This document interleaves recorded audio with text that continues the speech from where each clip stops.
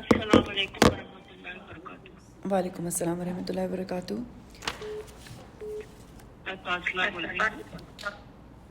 کیسی ہیں آپ؟ الحمد للہ ٹھیک۔ یاسمین باجی مجھے کال کر رہی ہیں، آپ ان کو دورہ قرآن کا ڈے 1 ہے الحمد للہ۔ میں نے پہلے دورہ قرآن کرایا ہے لیکن کافی گیپ آ گیا ہے، تو انشاءاللہ اللہ تعالیٰ میری بھی مدد کرے اور ہم سب کی مدد کرے اور ہم سب کو ایک دوسرے کا ساتھی بنائے۔ اللہ تعالیٰ کی رضا کی خاطر اکٹھے ہونے کا اجر۔ رسول اللہ صلی اللہ علیہ وآلہ وسلم نے فرمایا، جو لوگ اللہ کے گھروں میں سے کسی گھر میں اللہ کی کتاب کی تلاوت کرتے ہیں اور اس کی تعلیم میں باہم مصروف ہوتے ہیں تو ان پر سکینت نازل ہوتی ہے۔ سکینت ہوتا ہے سکون، ایک پیسفلنس، جو کہ بڑی مشکل سے انسان کو، ہم لوگ آج کے دور میں سکون کی ہی تلاش میں ہیں، تو یہاں پر نبی صلی اللہ علیہ وسلم ہمیں بتا رہے ہیں کہ سکینت ہم کہاں سے حاصل کر سکتے ہیں۔ تو ان پر سکینت نازل ہوتی ہے اور رحمت انہیں ڈھانپ لیتی ہے اور فرشتے انہیں گھیر لیتے ہیں اور اللہ تعالیٰ ان کا ذکر اپنے پاس موجود فرشتوں میں کرتے ہیں۔ پلیز آپ یہ میوٹ کر دیجئے جو کال پر ہیں۔ میں نے ایک جگہ پہ پڑھا تھا کہ سکینت کا ایک سبب یہ بھی ہے کہ جب فرشتے ایسی محفلوں میں آتے ہیں وہ ان لوگوں سے اتنی محبت کرتے ہیں کہ محبت کے اندر اپنے پروں کو ان کے جسموں کے ساتھ، ان کے چہروں کے ساتھ رب کرتے جاتے ہیں۔ جیسے ہم کسی بچے سے بہت پیار کرتے ہیں تو ہمیں بار بار دل کرتا ہے کہ ہم اس کو ٹچ کریں، اس کو پیار کریں، تو جب فرشتے اپنے پروں سے ہمیں ٹچ کرتے ہیں، پیار کرتے ہیں، تو ہم پہ وہ سکینت مزید بڑھ جاتی ہے۔ اللہ تعالیٰ کے ذکر کی بڑی فضیلت ہے اور جب اکٹھے ہو کر اللہ کو یاد کیا جاتا ہے تو اس کا اجر و ثواب اور فائدہ کئی گنا بڑھ جاتا ہے۔ حضرت ابو ہریرہ رضی اللہ تعالیٰ عنہ سے روایت ہے کہ آپ صلی اللہ علیہ وآلہ وسلم نے فرمایا، اللہ سبحانہ تعالیٰ کے کچھ فرشتے ہیں جو اللہ کی زمین میں چکر لگاتے رہتے ہیں، وہ اللہ کے ذکر کی مجلسیں تلاش کرتے ہیں۔ جب وہ کوئی ایسی مجلس پاتے ہیں جس میں اللہ کا ذکر ہوتا ہے تو ان کے ساتھ بیٹھ جاتے ہیں۔ وہ ایک دوسرے کو اپنے پروں سے اس طرح ڈھانپ لیتے ہیں کہ اپنے اور دنیا کے آسمان کے درمیان کی وسعت کو بھر دیتے ہیں۔ جب لوگ منتشر ہو جاتے ہیں تو یہ فرشتے بھی اوپر کی طرف جاتے ہیں اور آسمان پر چلے جاتے ہیں، تو اللہ سبحانہ تعالیٰ ان سے پوچھتا ہے، حالانکہ وہ ان کے بارے میں سب سے زیادہ جاننے والا ہے، تم کہاں سے آئے ہو؟ وہ کہتے ہیں، ہم زمین میں تیرے بندوں کی طرف سے ہو کر آئے ہیں جو تیری پاکیزگی بیان کر رہے تھے، تیری بڑائی بیان کر رہے تھے اور صرف تیرے ہی معبود ہونے کا اقرار کر رہے تھے اور تیری حمد و ثنا کر رہے تھے اور تجھی سے مانگ رہے تھے۔ فرمایا، وہ مجھ سے کیا مانگ رہے تھے؟ انہوں نے کہا، وہ آپ سے آپ کی جنت مانگ رہے تھے۔ فرمایا، کیا انہوں نے میری جنت دیکھی ہے؟ انہوں نے کہا، پروردگار نہیں۔ فرمایا، اگر انہوں نے میری جنت دیکھی ہوتی تو کیا ہوتا؟ وہ کہتے ہیں، اور وہ تیری پناہ مانگ رہے تھے۔ اور فرمایا، وہ کس چیز سے میری پناہ مانگ رہے تھے؟ انہوں نے کہا، تیری آگ جہنم سے، اے رب۔ فرمایا، کیا انہوں نے میری آگ دیکھی ہے؟ انہوں نے کہا، اے رب نہیں۔ فرمایا، اگر وہ میری جہنم دیکھ لیتے تو ان کا کیا حال ہوتا؟ وہ کہتے ہیں، وہ تجھ سے گناہوں کی بخشش مانگ رہے تھے۔ تو وہ فرماتا ہے، میں نے ان کے گناہ بخش دیے اور انہوں نے جو مانگا میں نے انہیں عطا کر دیا، اور انہوں نے جس سے پناہ مانگی میں نے انہیں پناہ دے دی۔ رسول اللہ صلی اللہ علیہ وسلم فرماتے ہیں کہ وہ فرشتے کہتے ہیں، پروردگار، ان میں فلاں شخص بھی موجود تھا، سخت گناہ گار بندہ، وہاں سے گزرتے ہوئے ان کے ساتھ بیٹھ گیا، یعنی اس کا کوئی پلان نہیں تھا، پلان کر کے نہیں آیا، بس ویسے بیٹھ گیا۔ آپ صلی اللہ علیہ وسلم نے فرمایا، تو اللہ تعالیٰ ارشاد فرماتا ہے، میں نے اس کو بھی بخش دیا۔ یہ ایسے لوگ ہیں کہ ان کی وجہ سے ان کے ساتھ بیٹھ جانے والا بھی محروم نہیں رہتا۔ یہ صحیح مسلم کی حدیث ہے۔ ہم سب نے بھی جنت سے کم کسی چیز پر راضی نہیں ہونا۔ انشاءاللہ تعالیٰ اس رمضان میں ہماری محنتیں، ہماری عبادتیں اللہ تعالیٰ قبول فرمائے، اور ایسی مجلسوں میں دعائیں بھی قبول ہوتی ہیں۔ تو جو بھی قرآن پاک ہم لوگ جیسے ایسے پڑھیں گے، جہاں جہاں پہ آپ کو جس آیت میں لگے کہ یہ مجھے بھی چاہیے، یہ مجھے بھی چاہیے، فوراً دل میں دعا کریں۔ اور جس چیز سے آپ کو لگے کہ اللہ تعالیٰ مجھے بھی اس سے بچائے، مجھے نہیں دوزخ میں جانا، یا مجھے ان گروپ آف پیپل میں شامل نہیں ہونا، تو فوراً وہیں پہ دعا کریں کہ اللہ تعالیٰ مجھے ان لوگوں میں شامل نہیں ہونا۔ ابن عباس رضی اللہ تعالیٰ عنہ سے مروی ہے کہ ہمارے درمیان جبرائیل علیہ السلام نبی صلی اللہ علیہ وسلم کے پاس بیٹھے ہوئے تھے کہ اوپر سے ایک آواز سنائی دی۔ آپ صلی اللہ علیہ وسلم نے سر اٹھایا تو جبرائیل علیہ السلام نے فرمایا، یہ آسمان کا دروازہ ہے جسے صرف آج کے دن کھولا گیا ہے، آج سے پہلے نہیں کھولا گیا تھا۔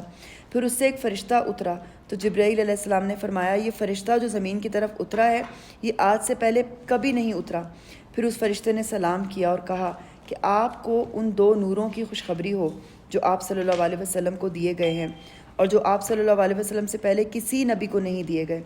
ان میں سے ایک سورۃ الفاتحہ ہے اور دوسری سورۃ البقرہ کی آخری آیات۔ تو سورۃ الفاتحہ جو ہے وہ بہت ہی خاص سورت ہے اور مفسرین نے اس کے 36 نام گوائے ہیں، اور یہ واحد صورت ہے جس کی فضیلت و تعریف خود قرآن مجید نے بھی فرمائی ہے. اس کو سبع المثانی کہا جاتا ہے، 7 بار پڑھی جانے والی آیات. سورۃ الفاتحہ کا انگلش میں مطلب ہے دی اوپننگ، کیونکہ قرآن پاک اس سے سٹارٹ ہو رہا ہے تو ابتدا، کھولنے والی، آغاز. اور دوسرا، کبھی بھی آپ کسی رائٹر کی بک لیتے ہیں تو سب سے پہلے اس کا پریفیس پڑھتے ہیں یا اس کا کانٹیکس آپ کو پتہ چلتا ہے اس بک کے اندر کیا ہے. تو اس میں جتنے بھی قرآن پاک میں ٹاپکس ڈسکس ہیں وہ ان کا خلاصہ اس صورت کے اندر آتا ہے. قرآن پاک کے حساب سے، ریٹن حساب سے یہ پہلی سورہ ہے، لیکن نزول کے حساب سے یہ 5ویں سورت ہے. اور اس کی ایک اور بات ہے کہ جب وحی نازل ہو رہی تھی، آیات نازل ہو رہی تھیں تو پورشنز میں ہو رہی تھیں، پوری سورہز نازل نہیں ہو رہی تھیں. تو یہ پہلی سورت ہے جو کہ ایک ہی بار اکٹھے نازل ہوئی. اس کو ام القرآن کہا جاتا ہے، ام الکتاب کہا جاتا ہے، الشفا کہا جاتا ہے، رقیہ کہا جاتا ہے. آپ کی کوئی بیماری ہے، ذہنی، جسمانی، ہر چیز کا علاج سورۃ الفاتحہ کے ذریعے کیا جا سکتا ہے. ہمارا ایمان مضبوط ہونا چاہیے انشاءاللہ. اعوذ باللہ من الشیطان الرجیم، بسم اللہ الرحمن الرحیم. الحمد للہ رب العالمین. تعریف اللہ ہی کے لیے ہے جو تمام کائنات کا رب ہے. علم اور عالم، علم ہر وہ چیز ہوتی ہے، ہر وہ چیز جس کو دیکھ کے اللہ تعالیٰ یاد آتا ہے. جیسے آیت ہے، ایک نشانی ہے. ہر چیز کو، جس چیز کو بھی دیکھ کے ہمیں اللہ تعالیٰ کی یاد آتی ہے وہی آیت ہے. صرف قرآن پاک کی آیت نہیں، کوئی ایسی چیز جس کو دیکھ کر ہم، کوئی ایسی کریشن اللہ کی دیکھ کر جس کو ہم دیکھ کر ہمیں اللہ تعالیٰ یاد آ جاتے ہیں، وہ بھی اللہ تعالیٰ کی آیت ہی کہلاتی ہے. اسی طرح یہ جو عالمین ہے، یہ بہت ہی واسٹ لفظ ہے. اس کے اندر صرف ہمارا جہاں نہیں، دنیا کے اندر انسانوں کا جہاں، جانوروں کا جہاں، آؤٹ اسپیس کا جہاں، ایون انسیکٹس کا جہاں، پھر جو سسٹم اللہ تعالیٰ نے بادلوں کے چلنے کا، ہواؤں کے چلنے کا بنایا، جو تمام عالم ہیں، جنات کے عالم، سب اس کے اندر کور ہوتے ہیں. اور ان سب کا رب کون ہے؟ اللہ سبحانہ تعالیٰ، جو نہایت مہربان اور رحم فرمانے والا ہے. اب اس چیز میں یہ سمجھنے کی بات ہے کہ اگر ایک شخص ہے جس کے پاس بہت زیادہ دولت ہے، یعنی کہ اس کے پاس، وہ بہت امیر ہے لیکن اس کے پاس ول ہی نہیں ہے دینے کی، وہ دینا نہیں چاہتا، وہ بخیل ہے. اور ایک شخص ہے جس کے پاس ول ہے دینے کی، وہ بہت کچھ دینا چاہتا ہے لیکن اس کے پاس دولت ہی نہیں ہے. تو یہاں پر آ کر ہمیں سمجھ آتا ہے کہ اللہ تعالیٰ نہ صرف الرحمن الرحیم، اللہ تعالیٰ کے پاس رحم کی بہت ساری دولت بھی ہے اور اللہ تعالیٰ اس کو بانٹنا بھی چاہتے ہیں. ہم تیری ہی عبادت کرتے ہیں، نہایت مہربان، نہایت رحم فرمانے والا ہے، روز جزا کا مالک ہے. یہاں پر مالک یوم الدین، یوم الدین وہ دن ہے بدلے کا دن. جیسا کرو گے ویسا بھرو گے، اس کو اس چیز سے سمجھا جا سکتا ہے. جو ہم کریں گے ویسا ہی پائیں گے، ہمارے اچھے اعمال کا اچھا انجام اور برے اعمال کا برا انجام. تو یہ عدل بدلے کا دن ہے انشاءاللہ. ہم تیری ہی عبادت کرتے ہیں اور تجھی سے مدد مانگتے ہیں. یہ دعا بہت خوبصورت دعا ہے. یہ دعا سورۃ الفاتحہ میں ہم نماز کے اندر بار بار پڑھتے ہیں. جب بھی کبھی کوئی مشکل ہوتی ہے، کوئی آپ کو ایون کوئی عبادت کرنے میں بھی مشکل ہو رہی ہے، روزہ رکھنا مشکل لگ رہا ہے، سٹاپ کر کے فوراً ایاک نعبد و ایاک نستعین، کہ یہ عبادت ہے، ہم تیری ہی عبادت کرتے ہیں لیکن اس کو کرنے کے لیے مدد بھی ہم تجھ سے مانگتے ہیں. ہمارے اندر طاقت نہیں ہے، صرف اللہ تعالیٰ ہی ہے جو ہمیں وہ توفیق دے سکتا ہے. جیسے یہاں آنے کے لیے جو ایفرٹ آپ سب نے کی، ایک پلاننگ ریکوائرڈ ہے. آپ لوگ ڈرائیو کر کے آئے، پورا پلان کر کے آئے، گھروں کو کس کے حوالے چھوڑ کر آئے. یہ سب کچھ بھی توفیق جو ہے یہ اللہ تعالیٰ سے مانگنے سے ملتی ہے. اس کے لیے یہ دعا جو ہے بہت زیادہ فائدہ مند ہے. میں پیس جو ہے وہ تیز رکھوں گی کیونکہ میرے پاس ٹائم شارٹ ہے. تو ان شاء اللہ تعالیٰ جب ڈیٹیل کورس کرنے کی اللہ تعالیٰ ہم سب کے اندر طلب پیدا فرمائے کہ آپ لوگ اس کی بہت زیادہ ڈیٹیل کورس کی تفسیر کریں، کیونکہ اس کے اندر بہت ساری ایسی باتیں ہیں کہ جو کہ مجھے اسکپ کرنی پڑ رہی ہیں just because of shortage of time. ہمیں سیدھا راستہ دکھا، اہدنا الصراط المستقیم. سیدھا راستہ کیا ہے؟ سیدھا راستہ وہ ہے جو کہ اللہ تعالیٰ کی جنت تک پہنچا دے. جیسے اگر ایک ایگزام ہے، اللہ تعالیٰ نے ایک ایگزام، مطلب دنیا کے اندر ایک ایگزام اناؤنس ہوا ہے، میتھس کا ایگزام ہے. اب آپ میتھس کے لیے ایگزیکٹلی اسی کریکولم اور سلیبس کی تیاری، بچیاں یہ بات سمجھیں گی کہ آپ وہی کریکولم کی تیاری کر کے جائیں گی جو ریکوائرڈ ہے. چاہے آپ سائنس کی تیاری نہیں کر کے جائیں گی، کیمسٹری کی تیاری نہیں کر کے جائیں گی، میتھس کی، اور میتھس میں بھی اسپیسیفکلی انہی چیپٹرز کی انہی طریقے کی تیاری کر کے جائیں گی جو کہ ریکوائرڈ ہیں. اسی طرح اللہ تعالیٰ نے جنت کو پانے کے لیے ایک سیدھا راستہ بتا دیا ہے. اب ہم نے دعا کرنی کہ اللہ تعالیٰ ہمیں اسی سیدھے راستے پر چلا جو کہ آپ چاہتے ہیں جس پر ہم چلیں. تو یہ دعا بھی جو ہے بہت زیادہ فائدہ مند دعا ہے. شیخ اسلام ابن تیمیہ کہتے ہیں کہ جب میں نے غور کیا کہ سب سے نفع مند دعا کون سی ہے تو وہ اللہ کے رضا کے کاموں پر مدد مانگنے کی دعا ہے. اور جب میں نے یہ سورۃ الفاتحہ کی آیت ایاک نعبد و ایاک نستعین میں اس کو پا لیا تو یہ دعا جو ہے بہت خوبصورت ہے. اسی طرح حضرت علی رضی اللہ تعالیٰ عنہ نے فرمایا کہ رسول اللہ صلی اللہ علیہ وسلم نے فرمایا کہ یہ دعا مانگتے رہا کرو، اللہم اہدنی وسددنی، کہ اللہ تعالیٰ مجھے ہدایت دے اور مجھے سیدھا رکھ۔ تو ہدایت جو ہے وہ مانگنے کی چیز ہے، اور یہ بہت انٹرسٹنگ چیز ہے کہ ہدایت ملتی بھی صرف اسی کے جو مانگتا ہے۔ آپ پلیز کال کو میوٹ کر دیجئے۔ آپ اپنی پوری لائف ہسٹری میں کسی دن اکیلے بیٹھ کے سوچئے گا کہ کب میں نے اللہ تعالیٰ سے کیا ہدایت مانگی تھی۔ ایسا ہو ہی نہیں سکتا کہ آج یہاں پر آپ بیٹھے ہیں اور قرآن پاک کو پڑھ رہے ہیں کہ کبھی ماضی میں آپ نے اس کی دعا نہ کی ہو۔ لازمی طور پہ آپ نے اللہ تعالیٰ سے اس چیز کو مانگا ہے، چاہے وہ ریسنٹ ہو، چاہے وہ آپ کے بچپن کی دعا ہے، جوانی کے لڑکپن کی ہے، یہ اللہ جانتا ہے کہ وہ کب قبول کرتا ہے، لیکن ہدایت اسی کو ملتی ہے کہ جو مانگتا ہے۔ اور انسان کبھی کسی کو بد دعا بھی نہ دے، جب کوئی ستائے تو اس کو بھی دعا دے کہ اللہ تعالیٰ اس کو ہدایت دے دے، کیونکہ آپ کو نہیں پتا کہ فیوچر میں جا کر ہو سکتا ہے وہ خود اللہ تعالیٰ سے ہدایت مانگ لے اور وہ سدھر جائے، تو ہمیں بھی اس میں اپنا حصہ انشاءاللہ تعالیٰ ڈالنا چاہیے۔ ہمیں سیدھا راستہ دکھا، ان لوگوں کا راستہ جن پر تو نے انعام فرمایا۔ انعام یافتہ لوگ کون ہیں؟ قرآن پاک کو پڑھنے سے ہمیں پتہ چلتا ہے 4 طرح کے کیٹیگریز ہیں جو کہ انعام یافتہ ہیں۔ ہم نے دیکھنا ہے کہ ہم اس کیٹیگری میں کس طرح فٹ ہوتے ہیں تاکہ ہم ان انعام یافتہ لوگوں میں شامل ہوں۔ انبیاء، صدیقین، شہداء، صالحین۔ انبیاء میں تو ہم شامل ہو نہیں سکتے۔ صدیقین کا ابھی سلاٹ اوپن ہے، سچے لوگ، ہر عمل میں سچائی، ہر بات میں سچائی، جو آپ کہتے ہیں وہ کرتے ہیں۔ آپ کا یقین کا لیول یہ ہونا چاہیے، جیسے کہ ہم لوگ ایپ کے اوپر دیکھتے ہیں بارش ہونے والی ہے، اگر آپ کو یقین ہے کہ یہ ایپ کریکٹ ہے، آپ چھتری کے بغیر باہر نہیں جائیں گے یا انتظام کے بغیر باہر نہیں جائیں گے۔ آپ کو پتہ ہے سنو ہونے والی ہے، جیکٹ کے بغیر آپ ٹی شرٹ میں باہر نہیں جائیں گے۔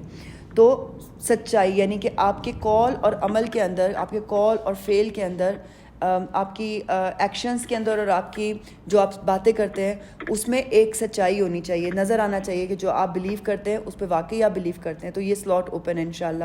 شہداء، شہادت کا سب سے اونچا مرتبہ اپنی جان دے کر گواہی دے دینا۔ شہد کا مطلب ہے گواہی دینا۔ تو شہداء وہ لوگ ہیں جو کہ اپنے عمل سے گواہی دیتے ہیں۔ شہید موسٹ کامن ہم جانتے ہیں اس لیے کہ وہ اس الٹیمیٹ اینڈ کو پہنچ جاتے ہیں، وہ اپنی جان ہی قربان کر دیتے ہیں اپنی بات کو ثابت کرنے کے لیے، لیکن یہ سلاٹ بھی اوپن ہے انشاءاللہ تعالیٰ۔ اللہ تعالیٰ ہمیں شہداء میں شامل کرے۔ اور شہداء وہ لوگ بھی ہیں جن کا قرآن کے ساتھ کنیکشن اور اپنے دین کے ساتھ کنیکشن اتنا اسٹرانگ ہے کہ قیامت والے دن جب دوسرے انبیاء کی قومیں ان کو ریجیکٹ کریں گی تو اللہ تعالیٰ یہ آنر ان لوگوں کو، ان خاص لوگوں کو دے گا کہ جن کا یہ کنیکشن اسٹرانگ ہے، جو گواہی دیں گے کہ نہیں یہ جھوٹ بول رہے ہیں، ان کے نبی نے یہ بات کی تھی، قرآن پاک میں لکھا ہوا ہے۔ جیسے کہ نوح علیہ السلام کی قوم کے لوگ جو ہیں ان کو اتنی انہوں نے تبلیغ کی، 950 ایئرس کا ایک لمبا عرصہ ہے، ان کی قوم کے لوگ ان کو جھٹلائیں گے۔ عیسیٰ علیہ السلام کی قوم، ہر قوم کے لوگوں نے ان کو جھٹلانا ہے، انبیاء کے لوگوں نے ان کو جھٹلانا ہے، اور پھر وہاں پر شہداء کو بلایا جائے گا کہ ہاں گواہی دو۔ تو اللہ تعالیٰ ہم سب کو بھی ان لوگوں میں شامل فرمائے کہ ہمیں یہ مرتبہ ملے انشاءاللہ۔ اور کیا ہی بات ہے کہ اللہ تعالیٰ ہمیں دنیا میں شہادت کی سعادت عطا فرمائے، آمین یا رب العالمین۔ صالحین، صالح لوگ، نیک لوگ۔ اب آپ لوگوں نے نوٹس کرنا ہے قرآن پاک میں جہاں جہاں پہ عمل صالح کی بات ہے، میں نے یہ نوٹس کیا جہاں پہ ایمان کی بات آتی، ایمان اور نیک اعمال، جو ایمان لایا اور نیک عمل کیے، ایمان اور نیک اعمال، تو اس کا ایک بہت زیادہ کنیکشن ہے۔ تو عمل صالح کو اب آپ نے نوٹس کرنا ہے کہ وہ کون سے عمل ہیں جن کو کر کے ہم اس کیٹیگری میں شامل ہو جاتے ہیں۔ تو یہی نیت لے کر ہم لوگ نے اب انشاءاللہ آگے بڑھنا ہے کہ شعور اور عقل اور سمجھ کے ساتھ ہم اپنے رب کی کتاب کو سمجھیں۔ ہمیں سیدھا راستہ دکھا، ان لوگوں کا راستہ جن پر تو نے انعام فرمایا، جو معتوب نہیں تھے، یعنی کہ جن پر عذاب نہیں ہوا اور جو بھٹکے ہوئے نہیں تھے۔ یہ 2 کیٹیگریز ہیں۔ انیشلی چونکہ یہ کتاب پرانے 1400 سال پہلے نازل ہوئی ہے تو اس کو اس سینیریو میں دیکھ لیتے ہیں۔ جو لوگوں پر عذاب نازل ہوا وہ جیوز تھے، ساری جیوز کی قوموں کے اوپر، مطلب یہودیوں کے اوپر عذاب نازل ہوئے، اور جو بھٹکے ہوئے لوگ ہیں وہ عیسیٰ علیہ السلام کی قوم ہے، جو عیسائی ہیں، کیونکہ یہ بہت عرصے تک بالکل سیدھے راستے پر تھے، یہ شرک نہیں کرتے تھے، پھر آہستہ آہستہ یہ ایسے بھٹک گئے، غلف کر لیا، گمراہ ہو گئے کہ اب یہ شرک کی بھی حدیں پار کرنا شروع ہو گئے، اور آج کل تو ان کے اندر کوئی بیک بون ہی نہیں رہی ہے۔ اپنے ہی نبی کے اوپر خود مذاق بنائیں گے، موویز بنائیں گے، ان کے سامنے کوئی ان کے نبی کے بارے میں کوئی بڑے سے بڑا مذاق کر جائے، ان کے اندر سے وہ غیرت ہی ختم ہو گئی، اتنا برا یہ بھٹک گئے۔ تو ہم نے ان لوگوں میں شامل نہیں ہونا انشاءاللہ تعالیٰ۔ اب ہم نے آج کے دور میں دیکھنا ہے کہ ہم کہیں ایسے کام تو نہیں کر رہے کہ جو ان لوگوں، اور قرآن کو چونکہ ہمیں موقع مل رہا ہے پڑھنے کا، تو جو یہودیوں کی جو عادتیں تھیں ہم نے دیکھنا کہ یہ عادتیں ہمیں نہ آئیں، یا عیسائیوں کی جو غلطیاں تھیں ہم نے دیکھنا کہ یہ غلطیاں ہمیں نہ آئیں تاکہ ہم ان لوگوں میں شامل نہ ہوں انشاءاللہ تعالیٰ۔ آگے چلتے ہیں۔ سورۃ الفاتحہ مکی صورت تھی اور اب ہم لوگ سورۃ البقرہ پڑھیں گے، اور اللہ تعالیٰ ہم سب کو قرآن پاک سے ہدایت عطا فرمائے۔ یاد رکھیں کہ ہدایت کی 2 اقسام ہیں، علمی اور عملی۔ علمی آج ہم نالج حاصل کر رہے ہیں انشاءاللہ تعالیٰ، اور عملی اب آپ لوگ کے اپنے، ہم مجھ سمیت، جب میں آپ لوگ کہہ رہی ہوں سب سے پہلے میں یہ کر ہی اپنے لے رہی ہوں تاکہ میری ایک بہت اچھی ریویژن ہو جائے، اور آپ سب میرے اس میں ساتھی ہیں انشاءاللہ تعالیٰ. تو عمل جو ہے وہ ہم سب کا پرسنل اپنا اپنا حصہ ہے کہ ہم کتنا اس کو عمل میں لے کر آتے ہیں. آپ لوگ یہ چیز نوٹس کریں گے مدنی صورتوں میں اور مکی صورتوں میں اللہ تعالیٰ کا انداز بیاں بہت ہی ڈفرینٹ ہے. مکی صورتیں پہلے نازل ہوئیں جب نبی صلی اللہ علیہ وسلم مکہ میں تھے، تو اس وقت کے چیلنجز تھے شرک، اس وقت کے چیلنجز تھے ایکسیپٹنس، بتانا کہ آپ مطلب بیسکس تھیں، دنیا کے کریٹر کے بارے میں بات ہوگی کہ دنیا کیسے بنی، غور و فکر پیدائش کے اوپر. لیکن جب مدنی صورت کے اوپر ہم آتے ہیں تو ٹاپک ٹوٹل چینج ہو جاتا ہے، اس کے اندر اللہ تعالیٰ کا انداز بیاں چینج ہو جاتا ہے، ایک اسٹیٹ ڈیولپ ہو رہی ہے، ایک کیا کہتے ہیں مملکت اسلامیہ ڈیولپ ہو رہی ہے، تو اس کے رولز ڈوز اینڈ ڈونٹس بہت زیادہ جو ہے وہ آئیں گے. یہی خوبصورتی آپ نوٹس کریں گے یہودیوں کی کتابوں میں اور عیسائیوں کی کتابوں میں. یہودیوں کی جو کتاب جو تورات ہے وہ ڈوز اینڈ ڈونٹس پہ مشتمل ہے، بہت سخت کتاب تھی، اس کے اندر بہت زیادہ باتیں شریعت کے احکام ہیں. لیکن عیسیٰ علیہ السلام پہ جو انجیل نازل ہوئی تھی، چونکہ عیسیٰ علیہ السلام جب آئے تھے وہ ایکچولی میں تورات کو سپورٹ کرنے آئے تھے، وہ کہہ رہے تھے کہ اس پہ عمل کرو جس کو تم نے چھوڑ دیا ہے، لیکن وہ مینرز پہ ورک کیا، انہوں نے لوگوں کے اخلاق پہ ورک کیا. تو ہمیں بھی یہ چیز نظر آئے گی، جہاں جہاں پہ عیسائیوں کا ذکر آئے گا ہمیں مینرز ذرا زیادہ ہائی لائٹڈ نظر آئیں گے، جہاں یہودیوں کی بات آئے گی وہاں ڈوز اینڈ ڈونٹس کے ہمیں زیادہ نظر آئیں گے. تو شروع کرتے ہیں انشاءاللہ. بسم اللہ الرحمن الرحیم. الف لام میم. الف لام میم حروف مقطعات. حروف مقطعات کو مجھے انڈرسٹینڈنگ میں بہت سمجھنے کی کوشش بچپن سے سنا تھا. یہ میننگز ورڈز ہیں، لیٹرز ہیں، جس کا کوئی مطلب نہیں ہے، جس کا کوئی مطلب نہیں ہے، صرف اللہ تعالیٰ ان کا مطلب جانتا ہے. لیکن جو تفسیر میرے دل کو لگی، جو بات میرے دل کو لگی، وہ ایک ایگزامپل میں نے ایک اسی طرح دورہ قرآن اٹینڈ کر رہی تھی اور ان ٹیچر نے بہت اچھا بتایا تھا. فرض کرے پاکستان میں آپ کی ایک کام والی ہے جو کہ آپ کے پاس آئی ہے اور آپ ہی سے اس نے انگلش کے کچھ ورڈ سیکھ لیے ہیں، پلیز، تھینک یو، اس طرح کے بیسک ورڈز. اب ایک دن اچانک آ کر وہ آپ کو کہہ رہی ہے PQRSTUV. اب آپ کہہ رہے ہیں کہ تم نے ورڈز تو میرے سے سیکھ لیے ہیں سن کر، یہ لیٹرز تم نے کہاں سے سیکھے ہیں؟ یہ نہیں ہو سکتا کہ تمہیں لیٹرز کے نام پتہ چلے، کیونکہ یہ اسپیسیفک نالج ہے جو کہ صرف ان لوگوں کو پتہ چلتی ہے جو باقاعدہ تعلیم حاصل کرتے ہیں. ان لوگوں کو نہیں پتہ چلتی جو کہ وربلی کوئی لینگویج سیکھ رہے ہیں. اس کے لیے آپ کو سیکھنا پڑتا ہے. آپ اس کی کبھی بات کا بلیو نہیں کریں گے کہ یہ لیٹرز کے نیمز تمہیں کہاں سے پتہ چلے. اب نبی صلی اللہ علیہ وسلم ہے امی نبی. امی کا مطلب ماں سے نکلا ہے، کہ وہ شخص جس نے ساری نالج اپنی ماں سے حاصل کی ہو یا کہیں سے باقاعدہ تعلیمی ادارے سے حاصل نہ کی ہو. اب جب نبی صلی اللہ علیہ وسلم قرآن پاک کا یا سورہ کا یہ آغاز ہو رہا ہے الف لام میم، یہ لیٹرز کے نیم، تو یہودی جو تھے کیونکہ یہ مدینہ میں نازل ہوئی، اب وہ ایک دم سے جو ہے وہ الرٹ ہو گیا اور انہوں نے کہا یہ تمہیں کس نے بتایا کہ اس لیٹر کا یہ نام ہے. یہودیوں کی آج تک بھی یہ عادت ہے، بہت زیادہ نالجبل ہیں، اللہ تعالیٰ نے ان کو بہت زیادہ اسمارٹ برینز دیے ہیں، یہ ماننے والی بات ہے. لیکن بخیل اس کے طرح کہ اپنے علم کو بھی چھپا کے رکھتے ہیں، اپنے تک رکھتے ہیں، اپنی اولادوں کو پڑھائیں گے، اپنی اولادوں کو ہر وہ چیز سکھائیں گے، وہ یہ علم بانٹنا ہی نہیں چاہتے. تو جب ان کو یہ بات پتہ چلی کہ لیٹرز کے نام کیسے پتہ چلے تو وہاں وہ بہت زیادہ ٹھٹک گئے، لیکن دل ان کے پھر بھی نہیں ڈرے کہ یہ اسی بات سے سمجھ جاتے کہ یہ صرف اللہ ہی ہے جو یہ بات امی نبی کو بتا رہا ہے کہ اس لیٹر کا یہ نام ہے. تو یہ تفسیر مجھے بہت زیادہ انڈرسٹینڈنگ میں سمجھ آئی تھی. آگے ڈیفینیٹلی اللہ تعالیٰ جانتا ہے کہ ان الفاظ کے کیا معنی ہیں. دنیا کے اندر کتنی لینگویجز ہیں لیکن یہ وہ ورڈ ہیں جن کا کوئی میننگ ہمیں پتہ ہی نہیں ہے. ہم کتنے بے بس ہیں اس چیز میں. یہ اللہ کی کتاب ہے. اب اللہ تعالیٰ سٹارٹ میں ہی یہ بات کر دی کہ یہ اللہ کی کتاب ہے. نہ میں بتا رہی ہوں، نہ نبی صلی اللہ علیہ وسلم نے اپنی طرف سے بتایا، یہ اللہ کی کتاب ہے، اس میں کوئی شک نہیں ہے. اچھا، ریب جو ہے، جو شک ہے، اس کا ڈیپ میننگ بہت مزے کا، یعنی کہ ایسا شک جو آپ کی راتوں کی نیند اڑا دے، ایسا شک جو آپ کو بے سکون کر دے. تو یہ وہ ٹائپ آف شک ہے. تو اس میں کوئی شک نہیں ہے.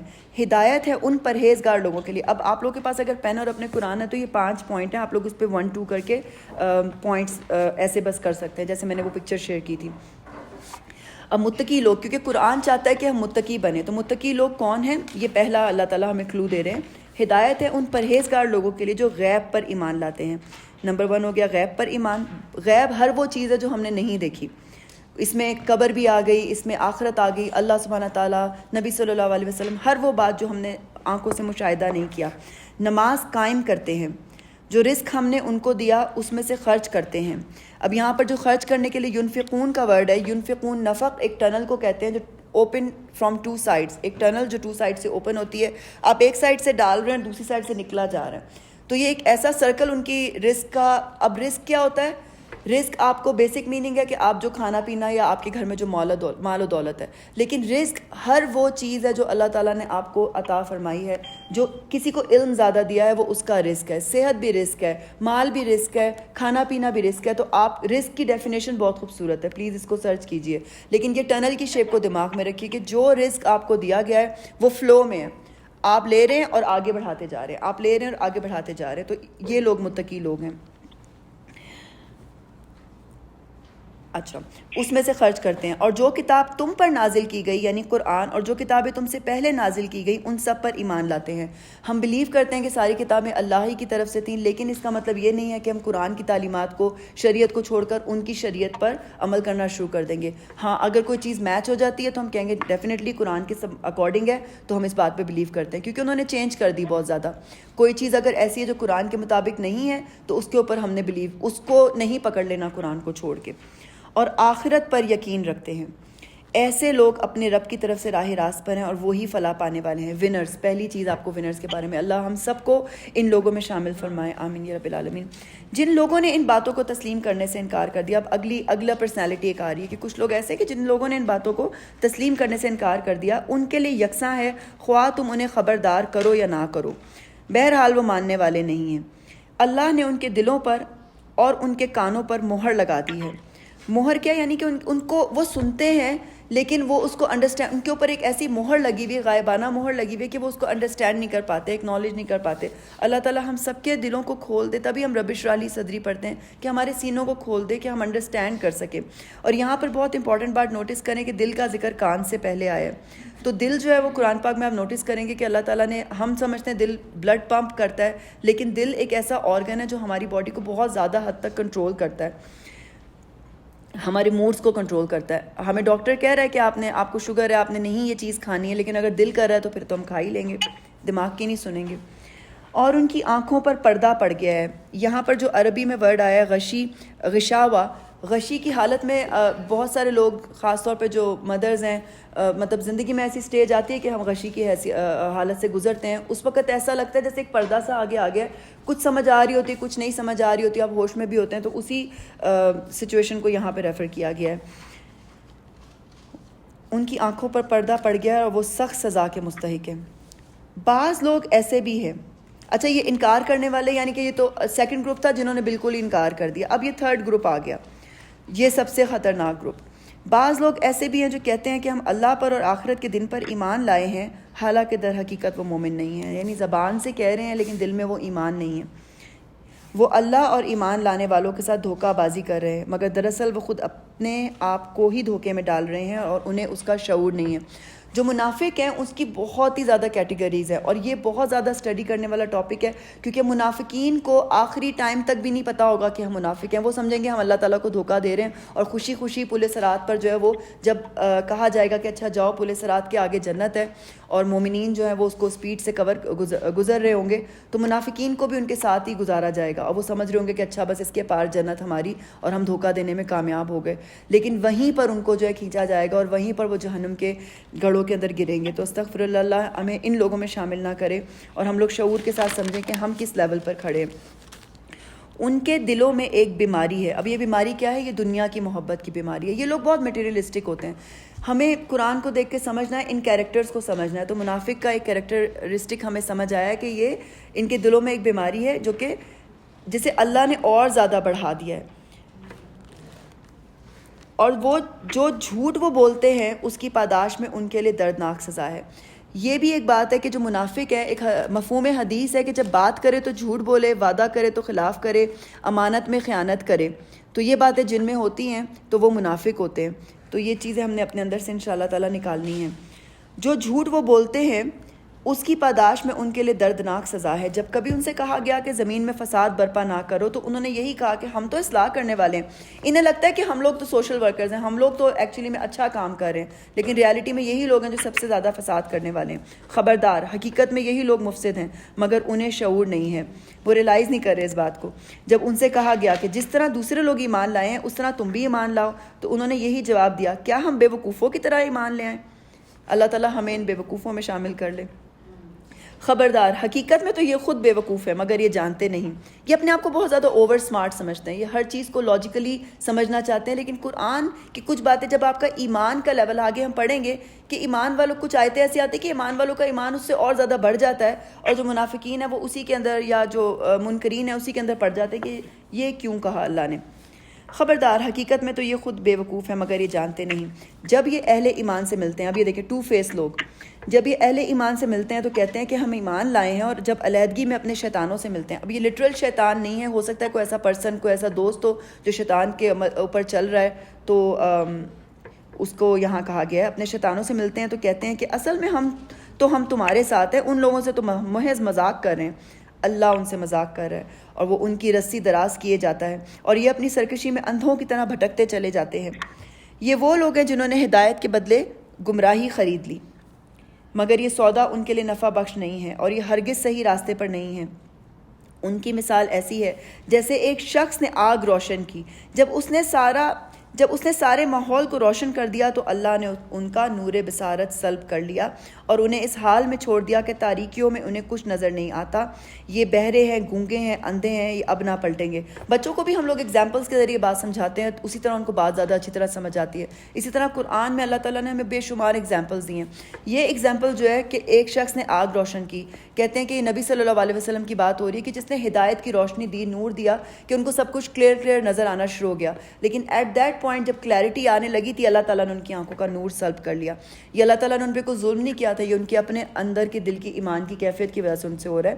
اب انہیں اس حال میں چھوڑ دیا کہ تاریکیوں میں انہیں کچھ نظر نہیں آتا.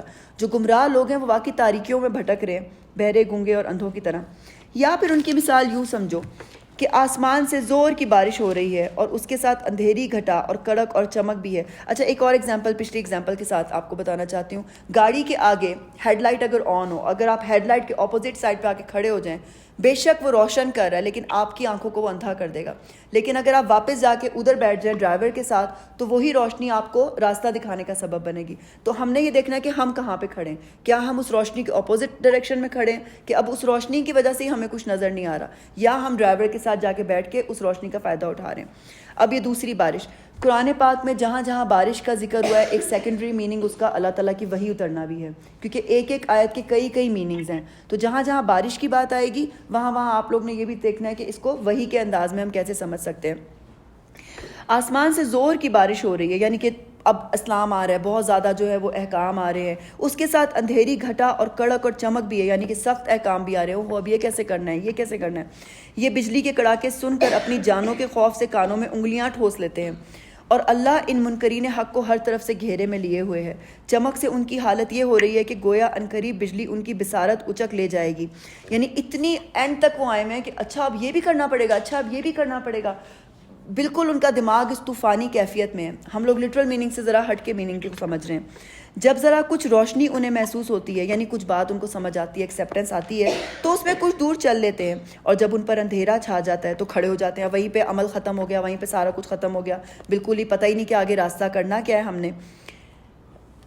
اللہ چاہتا تو ان کی سماعت اور بصارت بالکل ہی سلب کر دیتا. اب ایک آدمی اگر طوفان میں کھڑا ہوا ہے اور اگر اس کو نہ نظر آ رہا ہے نہ اس کو آواز آ رہی ہے, تو اس کو تو کوئی ٹینشن ہی نہیں ہونی چاہیے اس طوفان کی, کہ اس کو پتہ ہی نہیں چلے گا ہو کیا رہا ہے. یقیناً اللہ ہر چیز پر قادر ہے. لوگوں, جہاں پر یا ایھا الناسو آئے گا, یہ پیغام عام پیغام ہے, ہر انسان, فار دا ہول ہیومینٹی. جہاں پر مومنوں کی بات آئے گی تو وہ پھر اسپیسیفک ہو جائے گا. تو یہاں پر اللہ تعالیٰ اب بات کریں تمام انسانوں سے, نان مسلمز, مسلمز, جس بھی مذہب سے وہ تعلق رکھتے ہیں. بندگی اختیار کرو اپنے اس رب کی جو تمہارا اور تم سے پہلے جو لوگ ہو گزرے ہیں ان سب کا خالق ہے. تمہارے بچنے کی توقع, یعنی کہ تم برے انجام سے اسی طرح بچ سکو گے, اسی صورت سے ہو سکتی ہے. وہی تو ہے جس نے تمہارے لیے زمین کا فرش بچھایا, آسمان کی چھت بنائی, اوپر سے پانی برسایا. اب یہ پانی کا میں ایک سائنٹیفک وہ دیکھ رہی تھی ویڈیو, جس میں بڑی اچھی بات بتائی گئی تھی کہ دنیا کے اندر اس وقت جتنا پانی موجود ہے, کوانٹٹی ایگزیکٹلی سیم ہے, وہی ریسائیکل ہوتا ہے. اور وہ پانی اس دنیا میں آؤٹ آف سپیس سے لایا گیا ہے, کیونکہ آؤٹ سپیس میں جمی ہوئی شکل میں پانی کے بہت سارے ذخائر ہیں, جس کو اللہ تعالیٰ نے ایک خاص مقدار میں اس دنیا کے لیے اتار دیا ہے, اور اب ہم اسی کو ریسائیکل کر رہے ہیں. تو قرآن پاک میں جہاں پانی کی بات آئے گی تو وہ اللہ تعالیٰ اسپیسیفائی کر رہے ہیں کہ اوپر سے پانی برسایا, ہم اس کو بارش کے اندر لے جاتے ہیں، لیکن ذرا اور ڈیپ سوچے تو یہ باہر سے پانی آیا ہے، اور اس کے ذریعے سے ہر طرح کی پیداوار نکال کر تمہارے لیے رزق بہم پہنچاتے ہیں۔ بس جب تم یہ جانتے ہو تو دوسروں کو اللہ کا مد مقابل نہ ٹھہراؤ، یعنی شرک جو اللہ تعالیٰ کو سخت ناپسند ہے، یہ بار بار ریمائنڈر اس چیز کا آئے گا۔ اور اگر تمہیں اس امر میں شک ہے تو کہ یہ کتاب جو ہم نے اپنے بندے پر اتاری ہے یہ ہماری ہے یا نہیں، تو اس کے مانند ایک ہی صورت بنا لاؤ، اپنے سارے ہم نواؤں کو بلا لو، یعنی کہ جتنے بھی آپ کے ساتھی ہیں جن سے آپ نے مدد کی۔ یہ قریش کا خیال تھا کہ جو شاعر لوگ ہوتے ہیں ان کے پاس جن ہوتے ہیں جو ان کی مدد کرتے ہیں شعر بنانے میں، اور قریش جو ہے وہ قرآن کو شاعری بھی کہتے تھے، کہ یہ بہت سارے ڈیفرنٹ الزام لگائے گئے۔ تو بھئی اگر آپ کو لگتا ہے کہ کوئی ہیلپ کر رہا ہے تو بلا لو اپنے ان ہیلپرز کو، اور ایک اللہ کو چھوڑ کر، یعنی اللہ نہیں ہے آپ کے ساتھ، اللہ کو چھوڑ کر باقی جس کی چاہو مدد لے لو۔ اگر تم سچے ہو تو یہ کام کر دکھاؤ۔ مزے کی بات ہے 1400 1450 سال ہو گئے، اوپن چیلنج ہے، ابھی تک کوئی پورا نہیں کر پایا، ایک صورت بھی نہیں بنا پایا۔ لیکن اگر تم نے ایسا نہ کیا، اور یقیناً کبھی نہیں کر سکتے، یہ اللہ کا کانفیڈنس ہے کہ کر ہی نہیں سکتے، تو ڈرو اس آگ سے جس کا ایندھن بنیں گے انسان اور پتھر۔ انسانی جسم جب جلتا ہے، یہ بات مجھے میری دادی جان، کیونکہ بچپن میں دادی جان میری انڈیا کی تھیں تو ان کو وہ اپنی میموریز شیئر کرتی تھی، وہ بتاتی تھی شمشان گھاٹ میں جب وہ لاشیں جلاتے تھے تو امی جی کو بڑی اسپیسیفکلی اس کی جلنے کی خوشبو یاد تھی، اور وہ کہتی تھی کہ جب وہ انسانوں کی لاشیں جلتی ہیں، انسانی گوشت کی جو اسمیل ہوتی ہے وہ بہت بری ہوتی ہے۔ اللہ کا شکر ہے کہ ہم پاکستان میں ہیں کہ تم لوگوں کو یہ چیز کبھی ایکسپیرینس نہیں کرنی پڑی۔ ان کے گھر کے پاس شمشان گھاٹ تھا، اور کہتی تھی کہ اینڈ میں جو کھوپڑی ہے نا وہ ایک دھماکے سے پھٹتی ہے، تو ہم لوگ چھوٹے ہوتے تھے جب وہ جلتی تھی ہم چھپے رہتے تھے، ہم ویٹ کرتے تھے کہ کھوپڑی پھٹے تو پھر یہ اینڈ ہو، لائک ایک ٹارچرس، یہ ایک ایکسپیرینس بہت سارے لوگوں کے بچپن میں گزرا ہے، اللہ نے ہمیں اس سے محفوظ فرمایا۔ تو انسان کے جلنے کی وہ بدبو، خوشبو نہیں کہنا چاہیے، بدبو، اور پتھر کون سے؟ جن کو بتوں کی طرح پوجا جاتا ہے، جن کو وہ سارے بھی اسی آگ میں ڈالے جائیں گے، جو مہیا کی گئی ہے منکرین حق کے لیے، یعنی کہ جو کافر لوگ جو انکار کرتے ہیں۔ کافر وہ ہوتا ہے جو انکار کرتا ہے، کافر صرف وہی نہیں ہے جو نان مسلم ہے، بہت سارے مسلمان ہونے کے باوجود بہت ساری چیزوں کا انکار کر دیتے ہیں، تو پھر ہم کہاں سٹینڈ کرتے ہیں، کافرین کے ساتھ یا مومنین کے ساتھ؟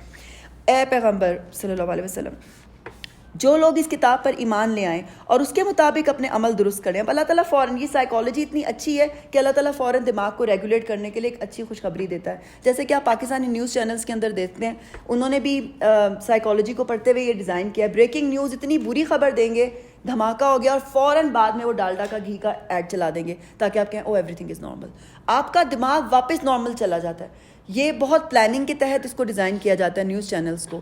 ہم لوگ کو لگتا ہے کہ یہ ایسے ہمیں دے رہے، نہیں، اس کے پیچھے پوری ایک ریسرچ ہوتی ہے کہ کس طرح سے انسانوں کو اتنی بری خبر دینی ہے اور پھر دوبارہ سے ریگولیٹ کر دینا ہے۔ تو اللہ تعالیٰ تو ہماری سائیکالوجی کو سب سے بہتر جانتے ہیں۔ جو لوگ اس کتاب پر ایمان لے آئیں، اللہ تعالیٰ ہمیں ان میں شامل فرمائے، اور اس کے مطابق اپنے عمل درست کر لیں۔ تو اب یہاں پر کیا آ گیا؟ عمل کی بات آ گئی، ایمان کے بعد فوراً عمل کا کنیکشن۔ انہیں خوشخبری دے دو کہ ان کے لیے ایسے باغ ہیں جن کے نیچے نہریں بہتی ہوں گی۔ ایک ترکی کے ایک رائٹر، ان کی میں بک پڑھ رہی تھی، وہ کہتے ہیں کہ ایسے باغ جن کے نیچے نہریں بہتی ہوں، اٹ مینس کہ وہ فلوٹ کر رہے ہیں، وہ اتنے لطیف باغ ہیں کہ وہ پانی سے بھی زیادہ ہلکے ہیں، کہ وہ اوپر فلوٹ کر رہے ہیں، کہ پانی ان سے ڈینسٹی میں زیادہ ہے، وہ نیچے جا رہا ہے۔ تو کتنی خوبصورت وہ کریشن ہے جنت۔ ان باغوں کے پھل صورت میں دنیا کے پھلوں سے ملتے جلتے ہوں گے، جب کوئی پھل انہیں کھانے کو دیا جائے گا تو وہ کہیں گے ایسے ہی پھل اس سے پہلے دنیا میں ہم کو دیے جاتے تھے۔ ان کے لیے وہاں پاکیزہ بیویاں ہوں گی، یہاں پہ ازواج کا ورڈ ہے، ترجمے میں بیویاں، لیکن بیویاں ازواج، اور وہ وہاں ہمیشہ رہیں گے، خالدون۔ ہاں، اللہ اس سے ہرگز نہیں شرماتا کہ مچھر یا اس سے بھی حقیر تر کسی چیز کی مثالیں دے۔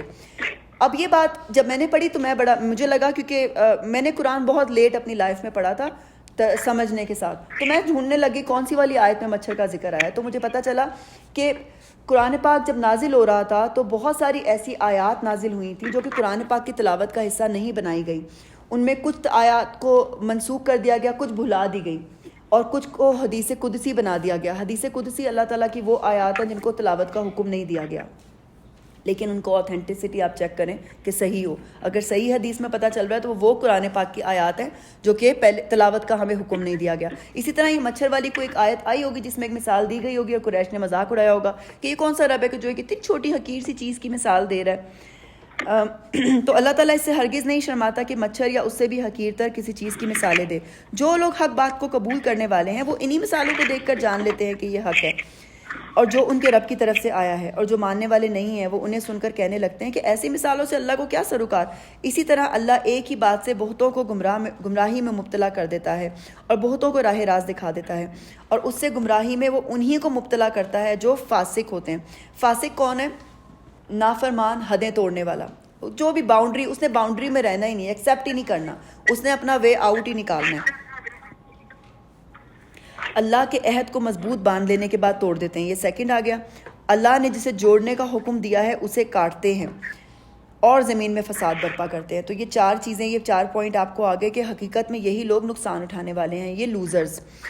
تم اللہ کے ساتھ کفر کا رویہ کیسے اختیار کرتے ہو حالانکہ تم بے جان تھے؟ اس نے تم کو زندگی عطا کی، پھر وہی تمہاری جان سلب کرے گا، پھر وہی تمہیں دوبارہ زندگی عطا کرے گا، پھر اسی کی طرف تمہیں پلٹ کر جانا ہے۔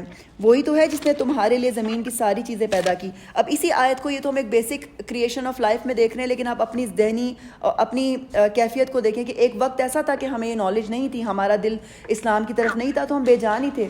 پھر اللہ تعالیٰ نے ہمیں دوبارہ سے یہ زندگی دی ہے کہ ہم اللہ تعالیٰ کو زندوں کی طرح قرآن کو سمجھنے کی کوشش کریں، الحمدللہ۔ وہی تو ہے جس نے تمہارے لیے زمین کی ساری چیزیں پیدا کی، پھر اوپر کی طرف توجہ فرمائی اور 7 آسمان استوار کیے، اور وہ ہر چیز کا علم رکھنے والا ہے۔ جب اذان یہاں پر ہوگی تو تب میں بریک لے لوں گی انشاءاللہ تعالیٰ، تو اگر فونز میں اذان ہو رہی ہے تو میں سٹاپ نہیں کروں گی۔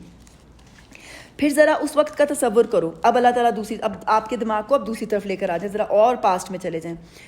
جب تمہارے رب نے فرشتوں سے کہا تھا کہ میں زمین میں ایک خلیفہ بنانے والا ہوں، انہوں نے عرض کیا کیا آپ زمین میں کسی ایسے کو مقرر کرنے والے ہیں جو اس کے انتظام کو بگاڑ دے گا اور خون ریزیاں کرے گا؟ پوائنٹ نوٹ کرنے کا یہ ہے، شیطان نے تو ابھی سجدے سے انکار نہیں کیا، فرشتے ذکر کر رہے کہ انتظام کو بگاڑ دے گا، خون ریزیاں کرے گا۔ یہ جو ہم بلیم کر دیتے ہیں قتل و غارت کا کہ یہ شیطان کی وجہ سے ہو رہا ہے، اس سے پہلے ہی فرشتے پریڈکٹ کر رہے ہیں۔ یہ ہمارے اندر ٹینڈنسی ہے کہ ہم لوگ بری طرف جائیں۔ ڈیفینیٹلی فرشتوں کے سامنے کسی اور مخلوق کی ایگزامپل بھی ہو سکتی ہے۔ جنات کے بارے میں کامن کہا جاتا ہے کہ انہوں نے ان کے اندر یہ دیکھا تھا کہ جب انہوں نے خون ریزیاں کی، لیکن پوائنٹ یہاں سمجھنے کا یہ کہ شیطان اس کے بعد بنے گا۔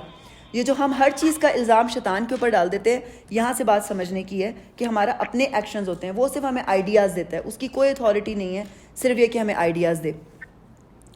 آپ کی حمد و ثنا کے ساتھ تسبیح اور آپ کی تقدیس تو ہم کر ہی رہے ہیں۔ فرمایا میں جانتا ہوں جو کچھ تم نہیں جانتے۔ اس کے بعد اللہ نے آدم علیہ السلام کو ساری چیزوں کے نام سکھائے، پھر انہیں فرشتوں کے سامنے پیش کیا اور فرمایا اگر تمہارا خیال صحیح ہے تو ذرا ان چیزوں کے نام بتاؤ۔ اس کی تفسیر بہت بہت مزے کی ہے، پلیز آپ اس کو ذرا ڈیٹیل کے اندر سمجھیں کہ کیا کیا چیزیں تھیں وہ، اور کیا کس طرح سے 2+2 4 کرنا کس طرح سے انسانوں کو آ گیا ہے، یا جانور جو ہیں جو چیز اللہ تعالیٰ نے سکھائی ہے وہ اسی کے اوپر رہتے ہیں، آگے نہیں بڑھتے، یا اپنی جو بھی انہوں نے اپنے لائف سپین میں نالج حاصل کی ہے نیکسٹ جنریشن کو وہ شفٹ نہیں کر سکتے۔ لیکن انسان کو اللہ تعالیٰ نے جو یہ نالج دی ہے کہ آپ کے سامنے اگر پانی اور چائے کی پتی رکھ دی ہے تو وہ پتہ لگا لے گا کہ مکس کر کے چائے بن جائے گی، تو اسی طرح کا حال فرشتوں کے ساتھ ہی ہے، ان کو بس وہی پتہ ہے جو اللہ تعالیٰ نے بتایا، آگے بڑھ کر نالج ان کو ایکوائر نہیں وہ کرتے۔ انہوں نے عرض کیا نقص سے پاک تو آپ ہی کی ذات ہے، ہم تو بس اتنا ہی علم رکھتے ہیں جتنا آپ نے ہم کو دے دیا ہے، حقیقت میں سب کچھ جاننے اور سمجھنے والا آپ کے سوا کوئی نہیں۔ پھر اللہ نے آدم علیہ السلام سے کہا تم ان چیزوں کے نام بتاؤ۔ جب اس نے ان کو ان سب کے نام بتا دیے تو اللہ نے فرمایا میں نے تم سے کہا نہ تھا کہ میں آسمانوں اور زمین کی وہ ساری حقیقتیں جانتا ہوں جو تم سے مخفی ہیں، جو کچھ تم ظاہر کرتے ہو وہ بھی مجھے معلوم ہے اور جو کچھ تم چھپاتے ہو اسے بھی میں جانتا ہوں۔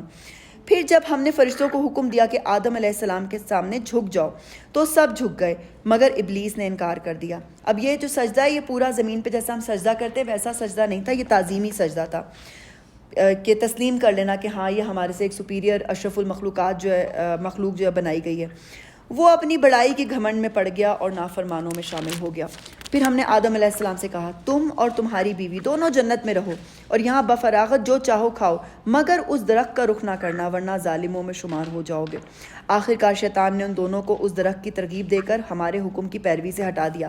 یہاں نوٹ کرنے کی بات ہے ان دونوں کو، یہ بات میں نے بہت شروع سے پڑھی ہوئی تھی اور یہ قرآن پڑھ کے ہی میری کلیئر ہوئی تھی کہ الزام سارا آتا ہے عورت نے بہکا دیا تھا، بہکا کے آدم علیہ السلام کو جو ہے وہ جنت سے نکلوا دیا، تو دنیا کیا چیز ہے عورت کے بہکاوے میں نہ آنا۔ یہ ایک میوچول چیز تھی، اللہ تعالیٰ نے کہا ہے ان دونوں کو، دونوں نے جو، اور یہ بہت گریجول ہوا تھا، یہ ایک دن کی بات نہیں ہے، اللہ جانتا ہے کتنا عرصہ وہ جنت میں رہے، کیا کتنا ٹائم لگا ان کو بہکانے میں، لیکن یہ ڈیسیژن ان دونوں کا ہی تھا، تو عورتوں کے اوپر ایسا کوئی الزام نہیں ہے۔ اچھا ان دونوں کو اس درخت کی ترغیب دے کر ہمارے حکم کی پیروی سے ہٹا دیا اور انہیں اس حالت سے نکلوا کر چھوڑا جس میں وہ تھے. ہم نے انہیں حکم دیا اب تم سب یہاں سے اتر جاؤ. اس سب کے اندر بہت ساری تفسیر کے اندر آتا ہے کہ آدم علیہ السلام کے کیا بچے ہو چکے ہوئے تھے یا کتنے لوگ تھے. جنوں کی قوم بھی اتاری گئی کیونکہ جنات کو بھی ظاہر دنیا کے اندر ایک الگ ڈائمنشن میں وہ ہیں, لیکن جنت میں تو نہیں ہے وہ کوئی بھی, صرف فرشتے جو ہیں سلیکٹڈ فرشتے جنت میں جاتے ہیں. اچھا اب تم سب یہاں سے اتر جاؤ, تم ایک دوسرے کے دشمن ہو. انسان اور شیطان ایک دوسرے کے دشمن ہیں, اور اگر آپ اس کو ڈیٹیل میں سمجھیں تو مرد اور عورت بھی. بعض اوقات مرد جو ہیں عورتوں کے کہنے میں آ کے بہت سارے ایسے حرام کام کر جاتے ہیں جو نارملی شاید وہ نہ کرتے, اور بعض اوقات عورتیں جو ہے مردوں کے ورغلانے میں آ کے ایون گھر اپنے ماں باپ کا چھوڑ کر چلی جاتی ہیں. تو وہ ایک طرح کی دشمنی ہی نبھانا ہوتی ہے ایک دوسرے کے ساتھ. ہم نے دیکھنا ہے کہ ہمارا ساتھی کون ہے اس دنیا میں جو ہمیں سیدھے راستے پر چلنے میں ہیلپ کر سکے. ہر ایک کے اندر ہمارا ایک دشمن پوٹینشیل چھپا ہوا ہے. اور تمہیں ایک خاص وقت تک زمین میں ٹھہرنا اور وہیں گزر بسر کرنا ہے. انسان کو سزا کے طور پر زمین پر نہیں بھیجا گیا, انسان کو بنایا ہی زمین کے لیے گیا تھا. ہاں اس وجہ سے اتار دیا گیا مے بی اس ٹائم پیریڈ سے پہلے, لیکن زمین جو ہے سزا کے طور پہ ہمیں نہیں دی گئی. یہ پلان ہی اسی طرح کی گئی ہے تاکہ اس کے ذریعے سے ہم لوگ جنت پا لیں. ہم لوگ یہاں پہ سزا کے طور پہ نہیں آئے, یہ ہمارا ایک ٹرائل ہے. اس وقت آدم علیہ السلام نے اپنے رب سے چند کلمات سیکھ کر توبہ کر لی, جس کو اس کے رب نے قبول کر لیا کیونکہ وہ بڑا معاف کرنے والا اور رحم فرمانے والا ہے. وہ کون سے کلمات ہیں؟ وہ قرآن پاک میں ہی ابھی آگے آئیں گے. حضرت آدم علیہ السلام کی دعا, جو ساری روایات ہیں کہ آدم علیہ السلام کو اپنے انگوٹھے کے اندر نبی صلی اللہ علیہ وسلم کی شکل دکھائی گئی یا آسمان پر کلمہ لکھا دکھایا گیا, وہ ساری جو ہے وہ بالکل بھی صحیح روایات نہیں ہیں, ان کے اوپر بلیو نہیں کرنا چاہیے.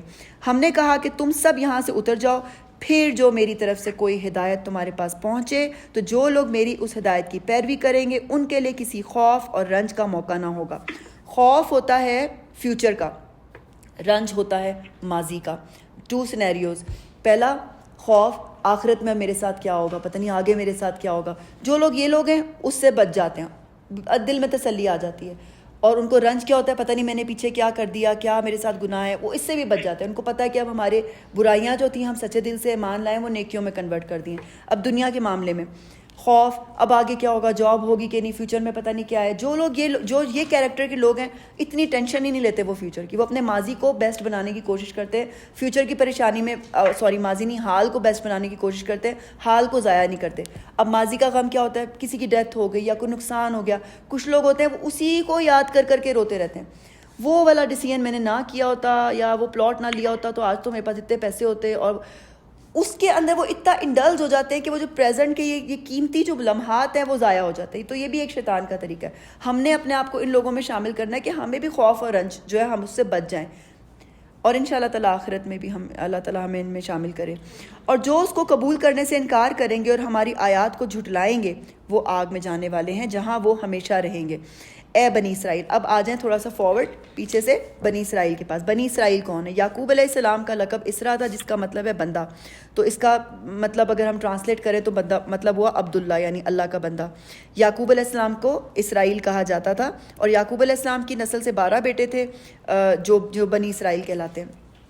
تو یہ جنرلی یہ یہودیوں کی بات ہو رہی ہے. ذرا خیال کرو میری اس نعمت کا جو میں نے تم کو عطا کی تھی. میرے ساتھ تمہارا وہ عہد تھا جو اسے تم پورا کرو, تو میرا جو عہد تمہارے ساتھ تھا اسے میں پورا کروں گا. اب یہ کون سا عہد ہے؟ پچھلی قرآن سے پہلے ساری کتابوں میں اللہ تعالیٰ نے وعدہ لیا ہے سب سے. انبیاء نے بار بار بتایا ہے ایک اور نبی آئے گا, ایک آخری نبی آئے گا, جب وہ آئے گا تو اس کو سپورٹ کرنا. اور اس کے علاوہ یہ وعدہ کہ ظاہر تورات کے اوپر جمے رہنا, اللہ کی میری تعلیمات پہ عمل کرنا. تو اللہ تعالیٰ وہی وعدہ یہاں پر یاد کرا رہے, میں پورا کروں گا اور مجھ ہی سے ڈرو, مجھ ہی سے تم ڈرو, اور میں نے جو کتاب بھیجی ہے اس پر ایمان لاؤ. اب اللہ تعالیٰ ریمائنڈ کریں کہ وہ کتاب آ گئی ہے جس کا میں نے تمہاری کتابوں میں ذکر کیا تھا. یہ اس کتاب کی تائید میں ہے جو تمہارے پاس پہلے سے موجود تھی. قرآن بالکل بھی یہ نہیں کہتا کہ پچھلی ساری کتابیں ریجیکٹ کر دو. قرآن کہتا ہے ان سب پہ ایمان لے کر آؤ. ہم لوگ ان کو سپورٹ کر رہے ہیں, لہٰذا سب سے پہلے تم ہی اس کے منکر نہ بن جاؤ. تھوڑی قیمت پر میری آیات کو نہ بیچ ڈالو. یہ جو وہ یہودیوں کے اندر ایک چیز تھی کہ وہ پیسے لے کر اللہ تعالیٰ کے احکام کو بڑی ٹرک کے ساتھ چینج کر دیتے تھے. ایک سینٹنس ہے اٹھو مت بیٹھو, اگر میں جویریہ کو کہہ رہی ہوں اٹھو مت بیٹھو, کلیئر ہے, لیکن اگر مجھے پیسے لگائے جائیں اور میں کہوں اٹھو مت بیٹھو، میں نے ورڈ بھی چینج نہیں کیے، میں نے کچھ بھی چینج نہیں کیا، میں نے صرف اپنے فل سٹاپس کاماز ایسے لگائے، مطلب ہی چینج ہو گیا۔ تو یہودی قوم بہت سمارٹ قوم ہے، وہ اس طرح سے تحریف کرتی تھی تورات میں۔ تحریف کے بہت سارے ڈفرینٹ طریقے ہیں، چینج کر دینا، بالکل ہی چینج کر دینا، یا اس طریقے سے معنی چینج کر دینا۔ اور میرے غضب سے بچو، باطل کا رنگ چڑھا کر حق کو متشبہ نہ بناؤ، اور نہ جانتے بوجھتے حق کو چھپانے کی کوشش کرو۔ نماز قائم کرو، زکوٰۃ دو، اور جو لوگ میرے آگے جھک رہے ہیں ان کے ساتھ تم بھی جھک جاؤ۔ تم دوسروں کو تو نیکی کا راستہ اختیار کرنے کے لیے کہتے ہو، مگر اپنے آپ کو بھول جاتے ہو۔ یہ آیت ہم سب کے لیے بہت امپورٹنٹ ہے، یہ بہت ہی مشکل آیت ہے۔ اگر آپ اس کی ڈیپتھ میں جائیں، واقعی کسی کو نیکی کے بارے میں بتانا بہت ہی آسان ہے، لیکن خود بھی عمل کرنا جو ہے نا وہ بڑا ٹف کام ہے۔ حالانکہ تم کتاب کی تلاوت کرتے ہو، اب ہم بھی تو اس چیز میں شامل ہیں، ہم قرآن کی تلاوت کر رہے ہیں، ہم اس گروپ میں شامل ہو گئے ہیں، تو ہم نے بھی یہ چیز دیکھنی ہے کہ ہم دوسروں کو نیکی کا راستہ اختیار کرنے کے لیے کہیں، لیکن اپنے آپ کو نہ بھولیں۔ کیا تم عقل سے بالکل ہی کام نہیں لیتے؟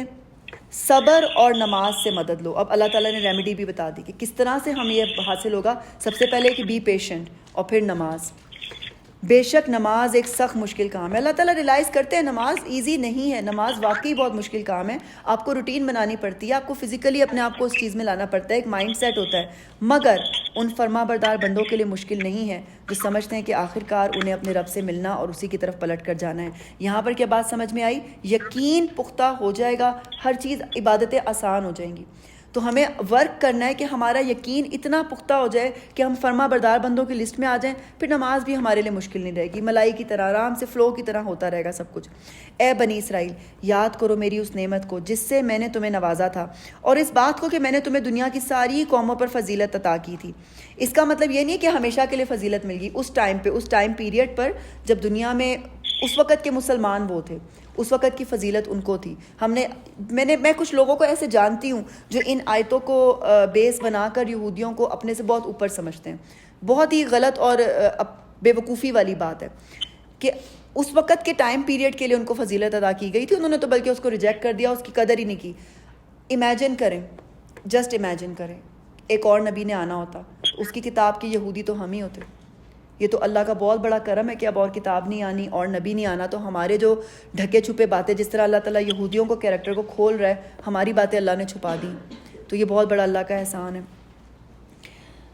اور ڈرو اس دن سے جب کوئی کسی کے ذرا کام نہ آئے گا، اور نہ کسی کی طرف سے سفارش قبول ہوگی، نہ کسی کو فدیہ لے کر چھوڑا جائے گا، اور نہ مجرموں کو کہیں سے مدد مل سکے گی۔ یہ بھی 4 پوائنٹ کہ کسی کو بھی ہم نے کسی مشکل سے نکالنا ہوتا ہے تو ہماری یہی اپروچز ہوتی ہیں، کسی سے کام، اچھا میری ہیلپ کرا دو، یا کوئی سفارش کر دے، اچھا پیسے لے کے چھوڑ دو، یا کہیں اور سے مدد ہم لے لیں۔ یاد کرو وہ وقت جب ہم نے تم کو فرعونیوں کی غلامی سے نجات بخشی، انہوں نے تمہیں سخت عذاب میں مبتلا کر رکھا تھا، تمہارے لڑکوں کو ذبح کرتے تھے اور تمہاری لڑکیوں کو زندہ رہنے دیتے تھے، اس حالت میں تمہارے رب کی طرف سے تمہاری بڑی آزمائش تھی۔ استغفر اللہ۔ یہ کبھی امیجن، یہ میرا خیال ہے جو انمیرڈ بچی ہیں وہ اس کو اس انٹینسٹی کے ساتھ امیجن نہیں کر سکتی۔ جو ہم مائیں ہیں، ہم نے اپنے چھوٹے چھوٹے نیو بورن بچوں کو اپنی گود میں، مجھے تو گردن پہ مٹھی کرنے کا ہی سب سے زیادہ مزہ آتا ہے، جو خوشبو وہاں سے آتی ہے نرم و نازکی بچوں کے اندر، اور سوچے کہ ان کے بچوں کو ان کے سامنے ذبح کیا جاتا تھا، کتنی بڑی تکلیف کے اندر سے وہ لوگ گزرے۔ تو اللہ تعالیٰ ان کو وہ چیز یاد کرا رہے ہیں۔ یاد کرو وہ وقت جب ہم نے سمندر پھاڑ کر تمہارے لیے راستہ بنایا، پھر اس میں سے تمہیں بخیریت گزروا دیا، اور وہیں تمہاری آنکھوں کے سامنے فرعونیوں کو غرقاب کیا گیا۔ انہوں نے دیکھا تھا، انہوں نے اس کو، مطلب کہ خود ایک دیکھنا، ایک کتابی بات ہے کہ ہم تو پکچرائزیشن میں، امیجنیشن میں سوچتے ہیں، کچھ لوگوں نے موویز بنا دی، سمندر یوں ہوا، لیکن سامنے دیکھنا کتنا بڑا ایکسپیرینس ہوگا کہ سامنے وہ لوگ ڈوب رہے ہیں جن کو آپ جانتے بھی ہو، جو آپ پہ حاکم تھے تھوڑا عرصہ پہلے، انہی سے بھاگ کر آ رہے اور کیسے آپ کے سامنے ان کو ڈبا دیا گیا۔ یاد کرو جب ہم نے موسیٰ علیہ السلام کو 40 شب و روز کی قرارداد پر بلایا تو اس کے پیچھے تم بچھڑے کو اپنا معبود بنا بیٹھے۔ اچھا، اب موسیٰ علیہ السلام کی سٹوری میں آپ لوگوں نے بڑا سمارٹلی اس کو پلیس کرنا ہے۔ ٹائم اللہ تعالیٰ نے ایک ٹائم سیکوینس میں نہیں چلیں گے، کچھ باتیں پہلے آئیں گی، کچھ باتیں بعد میں آئیں گی، تو جب جیسے جیسے آپ آگے بڑھیں گے آپ کا وہ نالج اسٹرانگ ہوگا اور آپ اس کو پلیس کر سکیں گے، پہلے کیا ہوا تھا، بعد میں کیا ہوا تھا۔ تو یہ موسیٰ علیہ السلام کا اس وقت کا واقعہ جب صحرائے سینا میں وہ آ کے سیٹل ڈاؤن ہو گئے تھے، پھر موسیٰ علیہ السلام کو بلایا گیا تھا، تو اس کے پیچھے تم بچھڑے کو اپنا معبود بنا بیٹھے۔ یہ بچھڑا، یہ جو گائے ہے، یہ آگے آپ بہت انٹرسٹنگلی سنیں گے۔ آج تک انڈیا میں کتنے مسلمانوں کو قتل کیا جا رہا ہے گائے کی وجہ سے، تو یہ جو گائے ہے یہ بہت بڑا فتنہ ہے، یو ول سی۔ اس وقت تم نے بڑی زیادتی کی تھی، مگر اس پر بھی ہم نے تمہیں معاف کر دیا کہ شاید اب تم شکر گزار بنو۔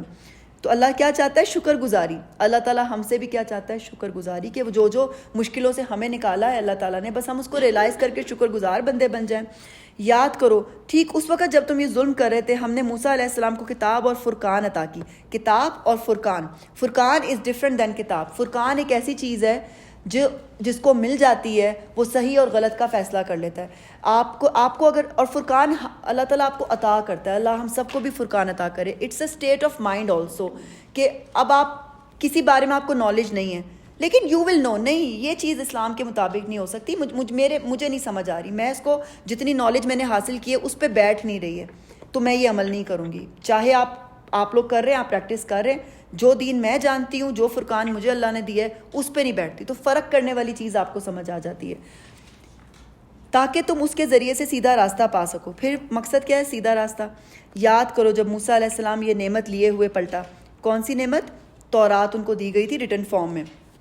تو اس نے اپنی قوم سے کہا، لوگوں تم نے بچھڑے کو معبود بنا کر اپنے اوپر سخت ظلم کیا ہے، لہٰذا تم لوگ اپنے خالق کے حضور توبہ کرو اور اپنی جانوں کو ہلاک کرو. یہ جو جانوں کو ہلاک کرنے والی بات ہے، بنی اسرائیل کے 12 قبیلے تھے، تو حکم یہ دیا گیا تھا توبہ تب قبول ہوگی جن لوگوں نے یہ بچڑا بنایا تھا، اس کی عبادت کی تھی، ان لوگوں سے جنگ، ان لوگوں کی جنہوں نے نہیں کی تھی. تو یہ بہت ہی خونی جنگ تھی، اور ان لوگوں کی توبہ اسی صورت میں قبول ہونی تھی جب یہ ان کو قتل کرتے. کہتے ہیں کہ 70,000 لوگ اس میں قتل ہوئے تھے، اور اپنوں کو قتل کرنا بہت بڑی تکلیف اور بہت بڑی ہمت کی بات ہے. اللہ کا شکر ہے کہ ہماری توبہ کا یہ طریقہ نہیں ہے. اسی میں تمہارے خالق کے نزدیک تمہاری بہتری ہے. اس وقت تمہارے خالق نے تمہاری توبہ قبول کر لی کہ وہ بڑا معاف کرنے والا اور رحم فرمانے والا ہے. یاد کرو جب تم نے موسیٰ علیہ السلام سے کہا تھا کہ ہم تمہارے کہنے کا ہرگز یقین نہ کریں گے جب تک کہ اپنی آنکھوں سے اعلانیہ خدا کو تم سے کلام کرتے نہ دیکھ لیں. اب کیا ہوا کہ جب وہ تورات لے کر واپس آئے تو یہ بڑی یہودی جو قوم ہے نا، آپ دیکھیں گے کوشچنز، او مائی گاڈ، انہوں نے کہا ہمیں بھی ساتھ لے کے جاؤ. کہاں سے تمہیں تورات ملی ہے؟ ابھی دوبارہ سفر ہو رہا ہے. اب وہ پیچھے جا رہے ہیں تو اب وہاں جا کے کہہ رہے ہیں ہم نے بھی آنکھوں سے دیکھنا ہے. اس وقت تمہارے دیکھتے دیکھتے، اور یہ کون لوگ تھے؟ یہ سارے لوگ نہیں تھے، یہ سلیکٹڈ لیڈرز تھے، یہ بڑے اپوائنٹڈ یعنی کہ نون لوگ تھے جن کو موسیٰ علیہ السلام سلیکٹ کر کے لے کے گئے تھے، تاکہ اگر ان کو بلیو آ گیا تو ان کی وجہ سے پیچھے قوم کو بھی آ جائے گا. تمہارے دیکھتے دیکھتے ایک زبردست کڑکے نے تم کو آ لیا اور تم بے جان ہو کر گر چکے تھے، مگر پھر ہم نے تم کو جلا اٹھایا. یہ موسیٰ علیہ السلام کی ریکویسٹ پہ ان کو دوبارہ زندہ کیا گیا تھا، کیونکہ موسیٰ علیہ السلام نے کہا تھا کہ یہ لوگ تو سارے مر گئے ہیں، تو وہ لوگ جن کے لیڈرز تھے وہ تو بلیو ہی نہیں کریں گے. شاید کہ اس احسان کے بعد تم شکر گزار بن جاؤ. اب یہاں پر ایک اور واقعہ جو مسنگ ہے، ہم آگے پڑھیں گے، کہ ان کے سر کے اوپر پورا پہاڑ اٹھایا گیا اور ان سے قسم لی گئی. تو یہی میں آپ کو کہہ رہی ہوں کہ نوٹس کرنا ہے کہ اللہ تعالیٰ نے پورشنز میں اس واقعے کو ڈسکرائب کیا ہے. ہم نے تم پر ابر یعنی بادل کا سایہ کیا، من و سلوہ کی غذا تمہارے لیے فراہم کی، اور تم سے کہا کہ جو پاک چیزیں ہم نے تمہیں بخشی ہیں انہیں کھاؤ، مگر تمہارے اسلاف نے جو کچھ کیا وہ ہم پر ان کا ظلم نہ تھا بلکہ انہوں نے آپ ہی اپنے اوپر ظلم کیا. اللہ تعالیٰ کسی پہ ظلم نہیں کرتا. قرآن پاک میں بار بار پتہ چلتا ہے کہ ہم خود ہی اپنے اوپر ظلم کرنے والے. من و سلوہ کیا ہے؟ سلوہ نمکین کو کہتے ہیں، من میٹھے کو کہتے ہیں. جب وہ صحرا میں تھے تو ایک بٹیر ٹائپ کا پرندہ تھا جو نیچا نیچا کر کے اڑتا تھا، یہ آرام سے اس کو پکڑ لیتے تھے اور اس کا گوشت نمکین گوشت کھاتے تھے. اور من جو تھا رات کے ٹائم پہ شبنم کی طرح گرتا تھا اور جم جاتا تھا، اس کو کھرچ کے وہ جیسے کرنچی سا میٹھا میٹھا. تو وہ میٹھا اور نمکین ان کو دونوں کا انتظام اللہ تعالیٰ نے کر دیا تھا. ایسا نہیں ہوتا تھا کہ روزانہ کھانے پک کے جو ہے ڈونگوں میں نیچے آ رہے ہیں. پھر یاد کرو جب ہم نے کہا تھا کہ یہ بستی جو تمہارے سامنے ہے اس میں داخل ہو جاؤ، اس کی پیداوار جس طرح چاہو مزے سے کھاؤ. اب یہ ہوا یہ کہ فلسطین کی زمین کو 40 سال تک ان پر حرام کر دی گئی تھی. 40 سال میں وہ جو ایک جنریشن تھی وہ مر کھپ کے دوبارہ سے ایک نیو جنریشن بڑی ہو گئی. موسیٰ علیہ السلام کا انتقال ہو گیا اس دوران، ہارون علیہ السلام کا بھی، اور نئی نسل جو تھی وہ غلامی سے آزاد صحرا کے اندر اسٹرانگ، فزیکلی بھی اسٹرانگ بڑی ہوئی. تو یوشع بن نون آپ لوگ پڑھیں گے انشاءاللہ تعالیٰ. موسیٰ علیہ السلام کی سٹوری جب سورہ کہف میں جو وہ ان کے ساتھ ینگ لڑکے تھے جو کمپینین تھے ان کے، وہ یوشع بن نون تھے. تو یوشع بن نون کی قیادت میں انہوں نے یہ قتال کیا تھا، یعنی کہ اب وہ جیسے کہتے ہیں نا کیا ورڈ فتح کرنا شروع کرتے ہیں سٹیز کو. تو یہ پہلا شہر تھا جو فتح ہوا تھا، اس کا نام اریحا تھا. آج بھی یہ جیریکو کے نام سے موجود ہے، کیونکہ تورات میں یوشع علیہ السلام کا نام جوشوا ہے تو اس کو اس نسبت سے جیریکو کہا جاتا ہے. بہرحال اس کی پیداوار جس طرح چاہو مزے سے کھاؤ، مگر بستی کے دروازے میں سجدہ ریز ہوتے ہوئے داخل ہونا، یعنی کہ ہمبلنس کے ساتھ، اور کہتے جانا حتتن حتتن، حتتن کا مطلب ہوتا ہے استغفر اللہ استغفر اللہ، ہمبلنس کے ساتھ، ہم تمہاری خطاؤں سے درگزر کر دیں گے اور نیکوکاروں کو مزید فضل و کرم سے نوازیں گے۔ مگر جو بات ان سے کہی گئی تھی ظالموں نے اسے بدل کر کچھ اور کر دیا، کیونکہ یہ لوگ تو اسی میں ایکسپرٹ ہیں، ورڈز چینج کرنے میں۔ انہوں نے حتتن کو چینج کر کے ہنتتن کر دیا۔ ہنتتن کا مطلب ہے ہمیں گندم چاہیے، ہمیں غلہ چاہیے۔ تو آخرکار ہم نے ظلم کرنے والوں پر آسمان سے عذاب نازل کیا۔ کہتے ہیں کہ یہ طاعون کی بیماری تھی جو ان پہ نازل کی گئی اور بہت زیادہ لوگ مرے تھے۔ یہ سزا تھی ان نافرمانیوں کی جو وہ کر رہے تھے۔ یاد کرو جب موسیٰ علیہ السلام نے اپنی قوم کے لیے پانی کی دعا کی، واپس دوبارہ موسیٰ علیہ السلام کے ساتھ اب صحرائے سینا میں آ جائیں، جہاں پر اب صحرا ہے، پانی نہیں ہے، تو ہم نے کہا فلاں چٹان پر اپنا عصا مارو، چنانچہ اس سے 12 چشمے پھوٹ نکلے۔ یہ وہی عصا ہے جو حکم دیا گیا تھا پانی کو ٹچ کرو تو پانی سے خشکی نکل آئی، اور جب پتھر کو ٹچ کیا تو پانی نکل آیا۔ تو اللہ تعالیٰ کے کام ہے کہ کس چیز سے کیا کروا لے۔ 12 چشمے کیوں پھوٹے؟ کیونکہ 12 قبیلے تھے، تاکہ وہ ایک ڈسپیوٹ نہ ہو۔ ہر قبیلے نے جان لیا کہ کون سی جگہ ان کے پانی لینے کی ہے۔ اس وقت یہ ہدایت کر دی گئی تھی کہ اللہ کا دیا ہوا رزق کھاؤ پیو اور زمین میں فساد نہ پھیلاتے پھرو۔ تو اتنی ساری نعمتوں کے بعد کیا اللہ تعالیٰ نے کہا بس میرا رزق کھاؤ اور فساد نہیں پھیلاؤ زمین میں۔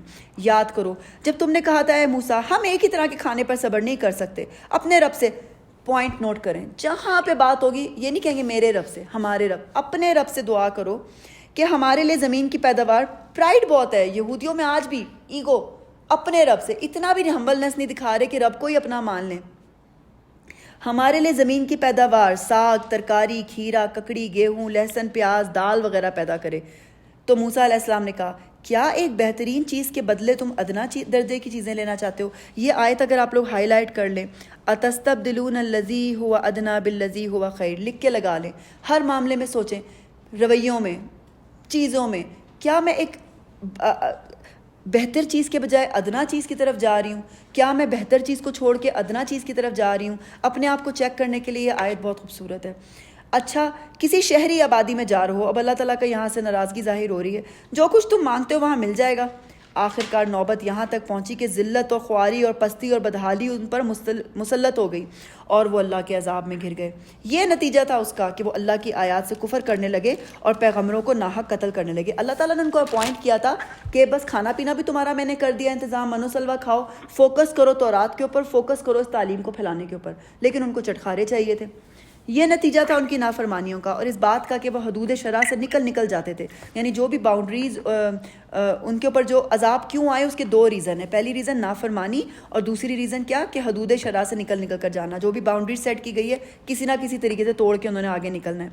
یقین جانو کہ نبی عربی کو ماننے والے ہوں یا یہودی، عیسائی ہوں یا صابی، جو بھی اللہ اور روز آخرت پر ایمان لائے گا اور نیک عمل کرے گا، اس کا اجر اس کے رب کے پاس ہے اور اس کے لیے کسی خوف اور رنج کا موقع نہیں ہے۔ یہ بات یاد رکھنے کی ہے کہ نبی صلی اللہ علیہ وسلم کی بعثت سے پہلے کئی ایسے موحد وہ ہوتا ہے جو کہ ایک اللہ پر ایمان رکھنے والا ہوتا ہے، مکہ میں تھے جو کعبہ کا پردہ پکڑ کر کہتے تھے کہ اللہ ہم صرف تیری بندگی کرنا چاہتے ہیں مگر جانتے نہیں کہ کیسے کریں۔ تو یہ آیت ان کے لیے نازل ہوئی ہے۔ یہ آج کے دور میں ہم اس کو ایویڈنس بنا کر یہ بات نہیں کہہ سکتے کہ قرآن میں لکھا ہوا ہے کہ چاہے یہودیوں، عیسائیوں، صابیوں، بس اللہ پر، روز آخرت پر ایمان لائے اور نیک عمل کریں۔ اس یعنی کہ ہمیں اسلام پر ایمان لانے کی ضرورت نہیں ہے، ہم اپنے اس میں رہتے ہوئے۔ تو یہ اس چیز سے سمجھ میں آتی ہے کہ یہ ان لوگوں کے بارے میں ریفر کیا جا رہا ہے جو فوت ہو چکے ہوئے، ان میں جو نیک لوگ تھے، جو موحد لوگ تھے، ان سب کے لیے بھی یہ چیز شامل ہوتی ہے۔ یاد کرو وہ وقت جب ہم نے طور کو تم پر اٹھا کر تم سے پختہ عہد لیا تھا۔ واپس اب اسی آیت میں آ جائیں، جب وہ مر کے اٹھے تو اس کے بعد پورا طور کا پہاڑ ان کے اوپر فلوٹ کر دیا گیا اور کہا تھا کہ جو کتاب ہم تمہیں دے رہے ہیں اسے مضبوطی کے ساتھ تھامنا اور جو احکام اور ہدایات اس میں درج ہیں انہیں یاد رکھنا۔ اسی ذریعے سے توقع کی جا سکتی ہے کہ تم تقویٰ کی روش پر چل سکو گے۔ تو تقویٰ، یہاں بھی تقویٰ کا ذکر ہے۔ مگر اس کے بعد تم اپنے عہد سے پھر گئے، اس پر بھی اللہ کے فضل اور اس کی رحمت نے تمہارا ساتھ نہ چھوڑا، ورنہ تم کبھی کے تباہ ہو چکے ہوتے۔ پھر تمہیں اپنی قوم کے ان لوگوں کا قصہ تو معلوم ہی ہے جنہوں نے سبت کا قانون توڑا تھا۔ سبت کا مطلب ہوتا ہے سیٹرڈے۔ آج بھی جو پریکٹسنگ جیوز ہیں وہ سیٹرڈے کا ڈے ان کے لیے بڑا، جیسے ہمارا فرائیڈے ان کا سیٹرڈے ہے۔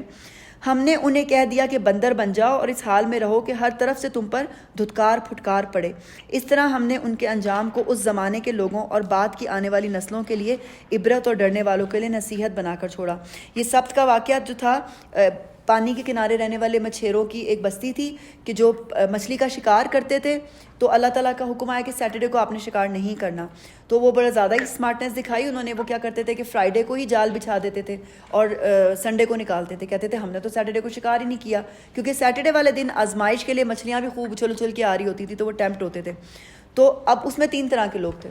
ایک وہ لوگ جنہوں نے وہ کام کیا، ایک وہ لوگ جنہوں نے وہ کام نہیں کیا، ایک وہ لوگ جنہوں نے وہ کام نہیں کیا مگر روکا بھی نہیں. عذاب آیا ان لوگوں پر جنہوں نے وہ کام کیا، اور وہ لوگ جنہوں نے وہ کام تو نہیں کیا لیکن روکا بھی نہیں. صرف وہ لوگ جنہوں نے نہیں کیا اور روکا بچ گئے. اب عذاب آیا، بندر بنا دیے گئے. اب یہ سارے، یہ جو آج کل کے وہ ایولیوشن کی تھیوری والے بندر نہیں ہیں، یہ وہ اسپیسیفک قوم کے اوپر بندر بنائے گئے تھے. 3 دن تک وہ روتے تھے، ایک دوسرے کو دیکھ کے پہچانتے تھے فیشل فیچر سے کہ یہ وہ ہے یہ وہ ہے، اور 3 دن بعد وہ مر گئے تھے. پھر وہ واقعہ یاد کرو جب موسیٰ علیہ السلام نے اپنی قوم سے کہا اللہ تمہیں ایک گائے ذبح کرنے کا حکم دیتا ہے. کہنے لگے کیا تم ہم سے مذاق کرتے ہو؟ یعنی اتنی ایک گائے ذبح کرنے کا حکم دیتا ہے. وہ کہتے ہیں یہ مذاق کی بات ہے، گائے کو ذبح کرنا ہے؟ یہ تو مجھے آج کل بھی سمجھ آتی ہے. یہ تو بلکہ انڈیا کے اندر بھی جو ہے کسی کو کہہ دیا جائے تو اس کے لیے سب سے بڑی پرابلم ہی یہ بن جائے گی، وہ گائے کو نہیں اس کو ٹچ کر سکتے، اتنی زیادہ سیکریٹ چیز. تو میں یہ سوچ رہی تھی کہ شیطان کا کیا کنیکشن ہے اس کے ساتھ، کیوں اتنی پروموشن ہے. ایجپٹ کے اندر بھی جو وہ احرام کے اس میں گائے کی شکل بڑی نظر آتی ہے یہ چیز. اللہ تعالیٰ ہمیں اس طرح شرک سے بچائے. بہرحال انہوں نے بلیو ہی نہیں کیا، کہتے تم ہم سے مذاق کرتے ہو. موسیٰ علیہ السلام نے کہا میں اس سے خدا کی پناہ مانگتا ہوں کہ جاہلوں کی سی باتیں کروں. بہت پیاری دعا ہے، اعوذ باللہ ان اکون من الجاہلین. مسلم جو ہوتا ہے بے فضول کے مذاق اور اس طرح کے مذاق، جاہلوں کے مذاقوں میں نہیں پڑتا. وہ اپنے آپ کو یہ سمجھتا ہے کہ میں خدا کی پناہ مانگتا ہوں کہ جاہلوں کی سی باتیں کروں. بولے اچھا اپنے رب سے درخواست کرو کہ وہ ہمیں اس گائے کی کچھ تفصیل بتائے. موسیٰ علیہ السلام نے کہا اللہ کا ارشاد ہے وہ ایسی گائے ہونی چاہیے جو نہ بوڑھی ہو نہ بچیا بلکہ اوسط عمر کی ہو، یعنی مڈ ایج ہو. لہٰذا جو حکم دیا جاتا ہے اس کی تعمیل کرو. پھر کہنے لگے اپنے رب سے یہ اور پوچھ دو کہ اس کا رنگ کیسا ہو. موسیٰ علیہ السلام نے کہا وہ فرماتا ہے زرد رنگ کی گائے ہونی چاہیے جس کا رنگ ایسا شوق ہو کہ دیکھنے والوں کا جی خوش ہو جائے. پھر بولے اپنے رب سے صاف صاف پوچھ کر بتاؤ کیسی گائے مطلوب ہے، ہمیں تو اس کی تعین میں اشتباہ ہو گیا. اللہ نے چاہا تو ہم اس کا پتہ پا لیں گے. اب یہاں پر انہوں نے انشاءاللہ کہہ دیا تو پا لیا، ورنہ لگتا تو نہیں تھا، لگتا تو اور سوال آ رہے ہیں. تو بہت زیادہ سوال جو ہیں وہ آپ کے لیے مشکل کا باعث بن جاتے ہیں. بس ایک حکم جو آیا اس کو پورا کر لے. ہم جب اتنے سوالوں میں موزہ پہن کے وضو ہو جاتا ہے اوپر سے مسح کر کے، اب موزہ کیسا ہو، کس مٹیریل کا ہو، کتنے بجے پہنا ہو، پہن کے اگر میں سو گئی، اچھا میں اٹھ گئی. آپ کو اب ایک حکم جو سیدھا سیدھا ہے کیوں دوسروں کے لیے مشکل بنا رہے ہیں؟ آپ اس کے اوپر اسی طرح سے عمل کر لیں جو آپ کو سیدھی بات پتہ چل رہی ہے. یہ میں صرف ایگزامپل دے رہی ہوں، کچھ باتوں میں ہمیں ڈیٹیلز پتہ ہونی چاہیے. اچھا موسیٰ علیہ السلام نے جواب دیا اللہ کہتا ہے کہ وہ ایسی گائے ہے جس سے خدمت نہیں لی جاتی، نہ زمین جوتتی ہے نہ پانی کھینچتی ہے، صحیح سالم اور بے داغ ہے. اس پر وہ پکار اٹھے ہاں اب تم نے ٹھیک پتہ بتایا. پھر انہوں نے اسے ذبح کیا ورنہ وہ ایسا کرتے معلوم نہ ہوتے تھے. ہوا یہ تھا کہ عامیل نامی ایک شخص تھا، وہ قتل ہو گیا. جس نے اس کو قتل کیا وہ جانتا تھا کہ کیا قبیلہ سسٹم ہے. قاتل نے اس کو اپنے دشمنوں کے دروازے پہ نہیں، قاتل نے اس کو اپنے ہی دروازے کے اوپر ڈال دیا اور صبح کو رونا پٹنا مچا دیا کہ یہ دیکھو کس نے قتل کیا. انہوں نے قتل کر کے یہاں ڈال دیا. اور وہ قتل بھی کوئی جائیداد کے مسئلے کے اوپر ہوا تھا. وہ کوئی چچا زاد ٹائپ کا ریلیشن تھا کہ جائیداد کے لالچ میں اس کو قتل کیا. اب وہ الزام نہیں لینا چاہ رہا تھا. تو گائے ذبح کرنے کا مقصد کیا تھا کہ دلوں سے وہ تقدیس نکالنی تھی، اس کے ذریعے سے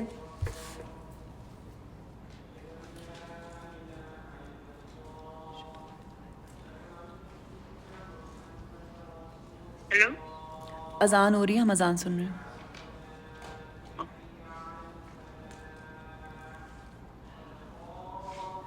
یہ اقامت ہے. نماز کی 10 منٹ کی بریک لے لیتے ہیں انشاءاللہ. اب بریک ہے؟ اذان نماز ہو رہی ہے، ہم جماعت کے ساتھ نماز پڑھ رہے ہیں. آپ لوگ جماعت کے ساتھ نماز پڑھنا چاہتے ہیں یا کنٹینیو کرنا چاہتے ہیں؟ It's up to you guys. نماز پڑھ لیتے ہیں. ہم لوگ نماز پڑھیں، میں یہیں پہ فون رکھ کے جا رہی ہوں، ہم ابھی آتے ہیں. اوکے. ہاں امی کے لیے میں اس کو پاز کر لوں، آپ نے اچھا یاد کرایا.